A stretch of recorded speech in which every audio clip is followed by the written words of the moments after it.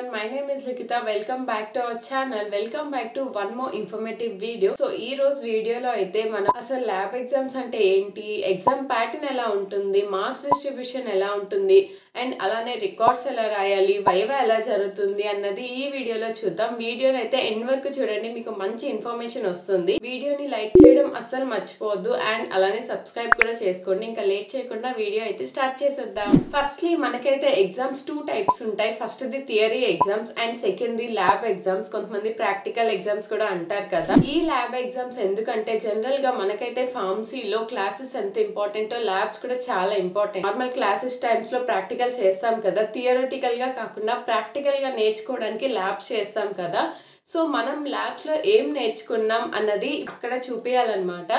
So ఇంతే simple, అంత పెద్ద కాంప్లెక్స్ ఏం కాదు. అండ్ ల్యాబ్ ఎగ్జామ్స్ అనేది మనకి ప్రతి సెమిస్టర్ కు ఉంటాయి అండ్ అలానే ప్రతి మిడ్ ఎగ్జామ్స్ అప్పుడు కూడా ఉంటాయి. సో ఇప్పుడైతే ల్యాబ్ ఎగ్జామ్స్ యొక్క మార్క్స్ డిస్ట్రిబ్యూషన్ ఎలా ఉంటది అనేది చూద్దాం.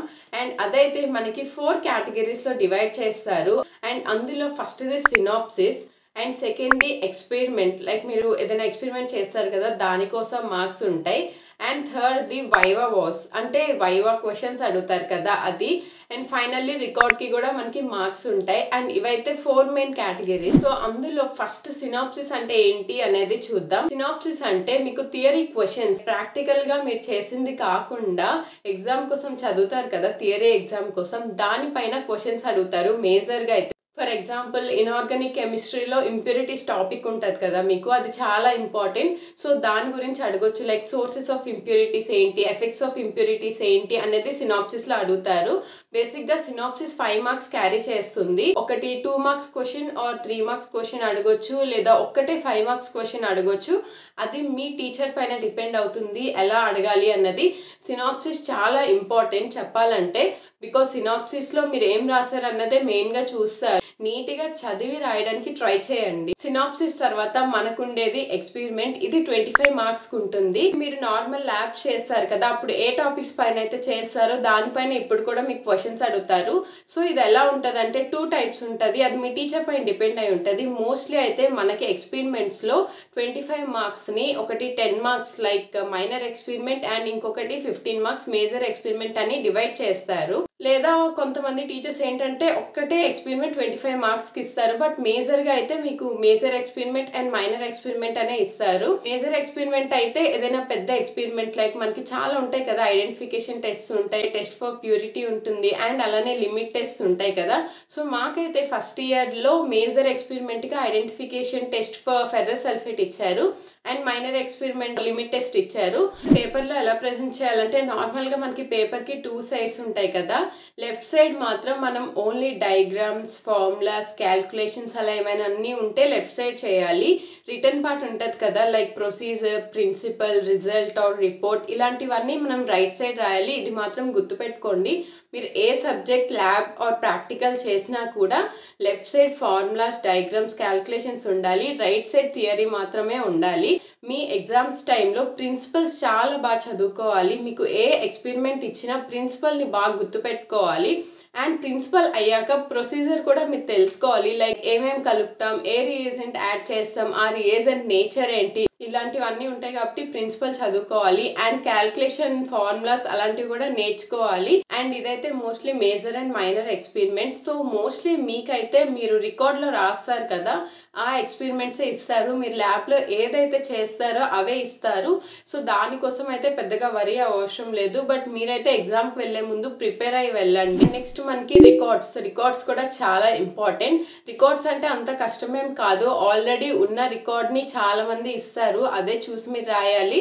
బట్ క్యాల్కులేషన్స్ అవి మాత్రం మీరు ల్యాబ్లో ఏం చేశారు అన్నది ఆ క్యాల్కులేషన్స్ వేయాలి. ఓన్లీ ప్రిన్సిపల్ అండ్ ప్రొసీజర్ మాత్రం ప్రీవియస్ ఇయర్ రికార్డ్స్ని ఫాలో అవ్వచ్చు. బట్ కొంతమంది టీచర్స్ ప్రిన్సిపల్ అండ్ ప్రొసీజర్ కూడా చెప్పేస్తారు. సో రికార్డ్కి అయితే అంత టెన్షన్ పడాల్సిన పనేం లేదు. లైక్ మీకు మిడ్ ఎగ్జామ్స్ అయిన టైంలోనే వాళ్ళైతే రికార్డ్ తీసుకోమంటారు అండ్ మీకు ఏమేమి టాపిక్స్ రాయాలనేది కూడా వాళ్ళే చెప్తారు.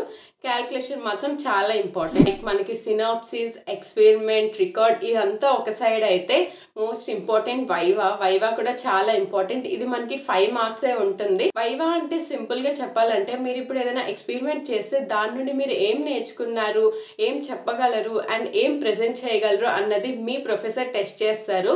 దాన్నే వైవా అంటారు. సో మీకు మిడ్ ఎగ్జామ్స్లో అయితే మన ఫ్యాకల్టీనే వస్తారు వైవా కోసం.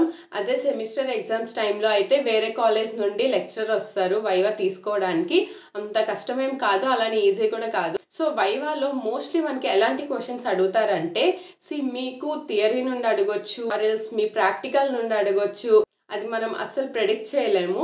సో బేసిక్గా నేను ఫస్ట్ ఇయర్లో ఉండేటప్పుడు ఫర్ ఎగ్జాంపుల్ ఇన్ఆర్గానిక్ కెమిస్ట్రీలో అయితే మాకు ఎక్కువగా అడిగింది డెఫినేషన్స్ అండ్ ఎగ్జాంపుల్స్. మనకైతే ఇన్ఆర్గానిక్ కెమిస్ట్రీలో ఒక యూనిట్ ఉంటుంది కదా, లైక్ ఎమిటిక్స్, హెమాంటిక్స్, ఎక్స్పెక్టోరెన్స్ ఇలా కొన్ని ఉంటాయి. వాటి యొక్క డెఫినేషన్స్ అండ్ ఒక 2 or 3 ఎగ్జాంపుల్స్.